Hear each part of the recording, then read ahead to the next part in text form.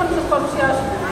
Θα θέλαμε να σας πούμε ότι στο Fitness Together πιστεύουμε ότι η γυμναστική θα πρέπει να είναι ένας τρόπος ζωής για καλή φυσική και ψυχική και σωματική κατάσταση και όχι μια δίμηνη συνήθεια την οποία ξεκινάμε όλοι λίγο πολύ πριν το καλοκαίρι.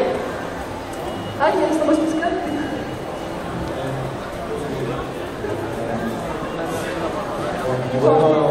Θα θέλαμε επίσης να σας πούμε ότι στο τραπεζάκι η Δεσποινής Σταυρούλα έχει free pass κάρτες για όποιον ενδιαφέρεται, οι οποίες δίνουν εκτός από μια δωρεάν προπόνηση 20% έκπτωση σε όλες τις συνδρομές μας, όπως επίσης και δώρο την εγγραφή στο γυμναστήριό μας, η οποία είναι αξίας 20 ευρώ.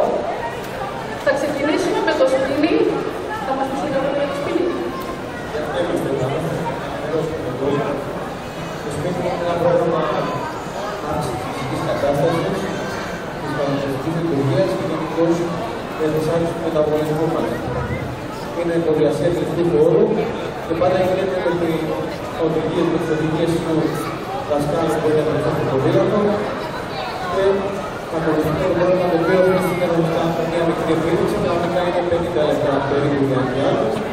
Περιλαμβάνει την προσφέρμαση, το κύριο τέλος και συνεχίζουμε με την αμεσοθεραπεία και τις διατάσεις.